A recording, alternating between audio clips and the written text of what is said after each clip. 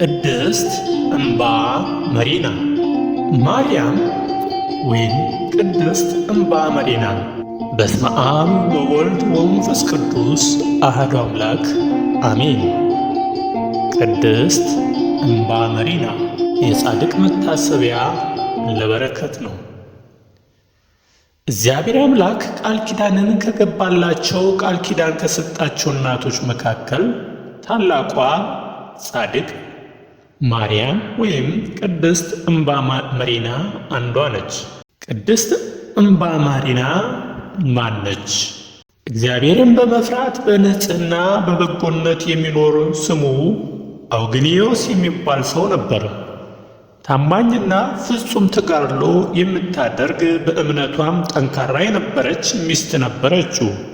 ልጅም ወለደችለት፣ ስሟንም ማርያም አሏት። ሚስቱም ልጇን ትታ ሞተችበት። ልጁንም ማርያምን በመልካም አስተዳደግ አሳደጋት። ዕድሜዋ ለአቅመ ሔዋን ስትደርስም አባቷ እንዲህ አላት፣ ልጄ ሆይ እስካሁን ድረስ የጠበቅኩልሽን ሀብትና ንብረት ተቀበይን። እኔ ነፍሴን ለማዳን ዓለምን ትቼ ለመመነን አስቤአለሁ አላት። ማርያምም እንዲህ አላችው፣ አባቴ ሆይ የራስህን ነፍስ አድነህ የኔን ነፍስ ልታጠፋት ትፈልጋለህን? ጌታ ያለውን ቃል ረሳኸውን?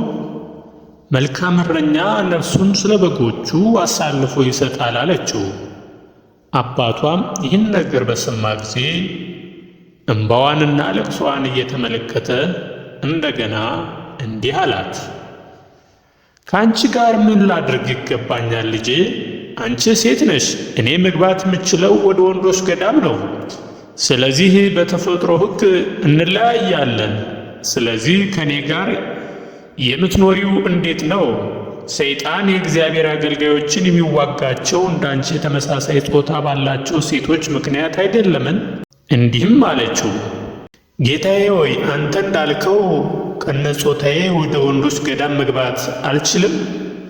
መጀመሪያ ፀጉሬን ልቆረጥ፣ እንደ ወንዶችም ልልበስ፣ ከዚያም አንተን ተከትዬ ወደ ወንዶች ገዳም መግባት እችላለሁ አለችው። አባቷም ያለውን ሀብት ሁሉ ለድሆች ለጦም አዳሪዎች ሰጠ። ፀጉሯን እንዳለችው እንድትሆን ፈቀደላት። የወንድ ልብስ ለብሳ ስሟን ቀይራ እምባ መሪና ብላ ከአባቷ ጋር ወደ ወንዶች ገዳም ገባች። በገዳሙ ውስጥ ለጥቂት ዓመታት ከኖረች በኋላ ከመነኮሳት አንዳንዶቹ የድምጿን ለስላሳነትና ደምግባቷን አይተው ሴት እንደሆነች መጠርጠር ጀመሩ። አንዳንዶች ደግሞ በተጋድሎ ብዛት የበረታች ስለሆነ በዚህ ምክንያት የመጣ እንደሆነ ይናገሩ ጀመር። ቅድስት እምባ መሪና አብስታ ትጸልይ፣ በተጋድሎም እየጠነከረች ሄደች። ምግብ የምትመገበው በየ2 ቀኑ ልዩነት ነበር። አባቷ አውግኒዮስ በጸና ታመመ። የገዳሙን አበምኔትም አስጠርቶ ልጅን አደራ በምንም መልኩ ከገዳም እንዳይወጣብኝ አደራ ሰጥቶት ሞተ። ቅድስት እምባ መሪና ወይም ማርያም በሕይወቷ ጽናትና በብዙ ተጋድሎ ብዛት ከእግዚአብሔር ሀብተ ፈውስ ተሰጣት። ርኩስ መንፈስ ያደረባቸው ወደ እርሷ እየቀረቡ እጇን በበሽተኞች ላይ ስትጥል ፈጥነው ከበሽታቸው ያገግሙ ነበር። በአንደኛው ቀን በገዳሙ ያሉ መነኮሳት ወደ ማኅበረሰቡ ገብተው ሕዝቡን ሲያገለግሉ ቅድስት እምባ መሪና በገዳሙ ስትቆይ የገዳሙ አበምኔት አባ መሪና ጠርቶ እንዲህ አላት፣ ወንድም ጠባይህን አውቃለሁ። በሁሉም ነገር ፍጹም መሆንህን ታዛዥነትህንና ትሑት መሆንህን ጭምር።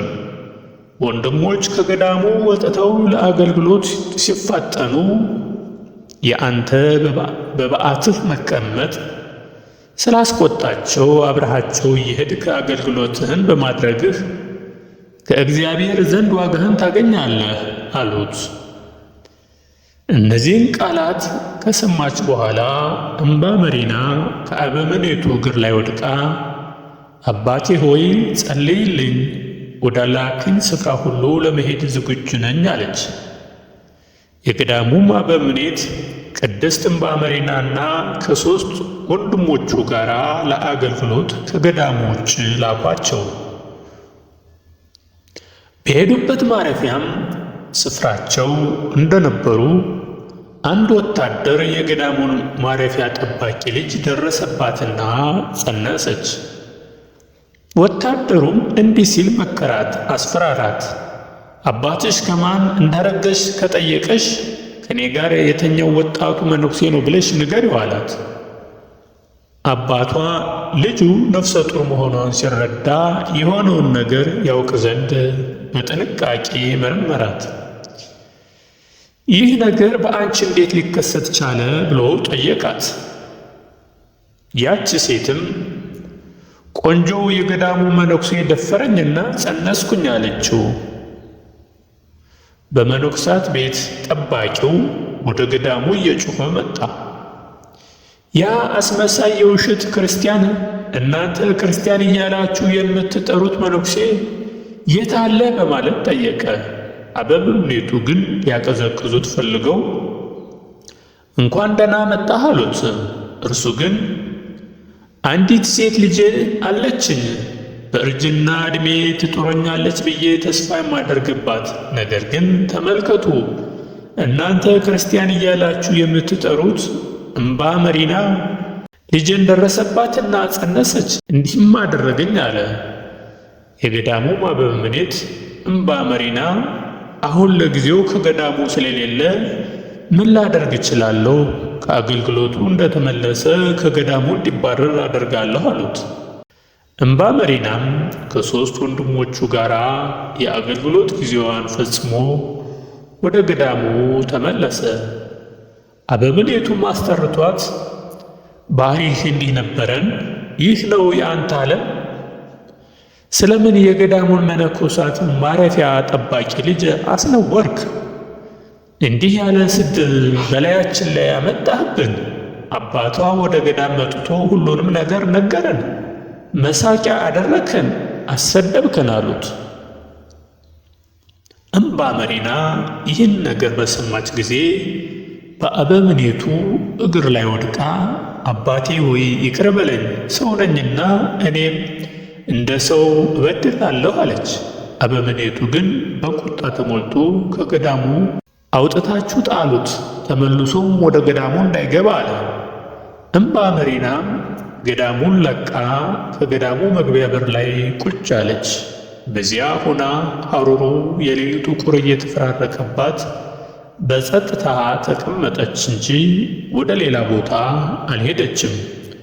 ወደ ገዳሙ የሚገቡና የሚወጡ መነኮሳት ለምን በር ላይ እንደተቀመጠች ሲጠይቋትም በደል ተገኘብኝ፣ ከገዳሙ ተባረርኩኝ እያለች ትመልሳለች። የገዳሙ ጠባቂ ልጅ የመውለጃዋ ወራት በደረሰ ጊዜ ወንድ ልጅ ወለደች።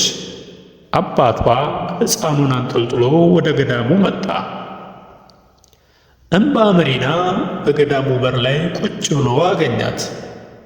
ይኸውልህ ልጅህ በኃጢአት የወለድከው ውሰድ ብሎ ልጁን ጥሎለት ተመልሶ ሄደ።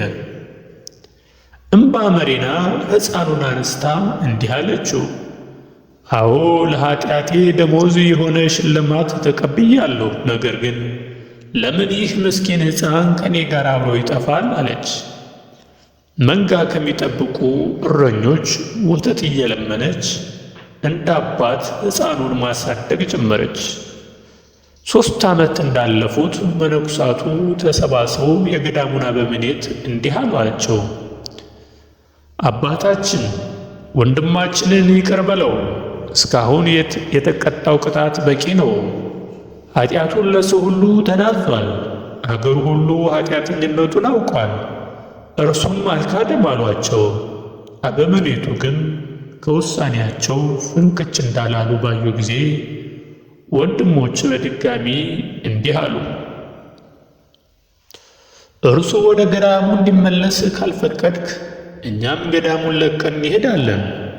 3 ዓመት በሙሉ በፀሐይና በቁር በዝናብ እየተንገላታ ኃጢአቱን የተናዘዘ ሰው ይቅር ካላል ወደ እግዚአብሔር በደላችን ይቅር ይለን ዘንድ መጸለይ እንደምን ይቻለናል?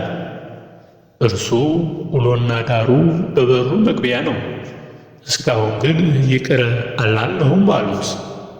የገዳሙ አበምኔትም ቅድስት እምባመሪናን አስጠርቶ እንዲህ አላት። አንተ በሠራኸው ኃጢአት ምክንያት በገዳሙ አስቀድሞ የነበረህ ክብርና ስፍራ ዳግመኛ አታገኝም። ነገር ግን ስለ ወንድሞች ፍቅር ስል ከእኛ ከመነኩሳት ዝቅ ባለ ሥልጣናት ክብር እቀበልሃለሁ። ቅድስት እምባመሪናም እያለቀሰች እንዲህ አለች። ይህ ራሱ ታላቅ ነገር ነው ጌታዬ። በገዳም ውስጥ የማልጠቅም ነኝ። እንድመለስ ፈቅደሃልና ቅዱሳን አባቶችን ለማገልገል ረድኤትነት ብቻ ለእኔ ይበቃኛል አለች። በዚህም ምክንያት ወደ ገዳሙ ተመልሳ ዝቅ ባለ ስፍራ ተመድባ ማገልገል ጀመረች። ከ3 ዓመት በኋላም አንድ ቀን የገዳሙ አበምኔት ወንድሞቹን ጠርቶ እምባመሪና የት አለ? በወንድሞች መካከል ቁጭ ብሎ ሲዘምር ካየሁት ዛሬ 3ኛ ቀን ነው። አገልግሎት ከመጀመሩ በፊት ወደ በዓቱ ሂዱ፣ ታምሞም እንደሆነ ተመልከቱት አላቸው። ወንድሞችም ወደ በዓቷ ሲሄዱ ሙት አገኟት፣ ደነገጡ። የገዳሙ መነኮሳት ደወል ደውለው ተሰበሰቡ። ለገዳሙ አበምኔትም ወንድማችን አርፏል አሏቸው። አበምኔቱም እንዲህ ያለ ኃጢአተኛ ነፍሱ በምን አይነት ሁኔታ ሄደች? ለሠራው ኃጢአት ምን አይነት መከላከያ ማቅረብ ይቻለዋል? እነዚህን ተናግረው እምባመሪና እንዲቀበር አዘዙ። መነኮሳቱ በድኑን ሊያጥቡና ሊገንዙ ሲያዘጋጁት ቅድስት እምባመሪና ሴት ሆና አገኟት። ማኅበረ መነኮሳቱ ደነገጡ፣ እርስ በራሳቸው ተያዩ፣ እጅግም አዘኑ። እግዚአብሔር ሆይ ይቅር በለን፣ በደላችንም አታስብን ብለው በአንድ ድምፅ ጮኸው አለቀሱ። አበምኔቱም ወደ በድኑ ቀርበው በዐይን ተመለከቱ። ራሳቸውንም ወደ ምድር ጣሉ፣ አብዝተውም አነቡ። ይቅር በይኝ፣ ሳላውቅ በድያለሁና ኃጢአትም ሠርቻለሁና እስካሁን ለሠራሁት ኃጢአት ለበደልኩሽም በደል ይቅርታ ካላገኘው ከእግርሽ ስር አልነሳም አሉ። ያን የልጅቱንም አባት አስጠርቶ የሆነውን ሁሉ ነገረው። ከዛም በድኗን ተሸክመው አቤቱ ይቅር በለን እያሉ አሉ። እነዚህን ቃላት በብዙ ለቅሶና መሪር እንባ ባቀረቡ ጊዜ እንዲህ የሚል ድምፅ መጣ። ይህንን አውቀኸው የሠራኸው ቢሆን ለኃጢአትህ ስርየት ባላገኘህ ነበር። ነገር ግን ሳታውቅ አድርገኸዋልና ኃጢአትህ ይቅር ተብሎልሃል ተባለ።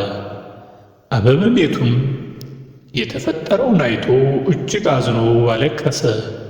ያለ በደሏ የተሰጣትን ቀኖና እና የተናገራትን ተግሣጽ እያሰበ አምርሮ ያለቅስ ጀመረ።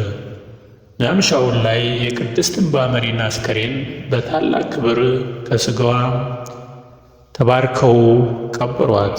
ከመቃብሯም እጅግ ብዙ የሆነ ድንቅ ድንቅ ተአምር ተደረገ። የቅድስት እምባመሪና በረከት አይለየን፣ አሜን። ፈጣሪ አምላክ ሁላችንም ይባርከን።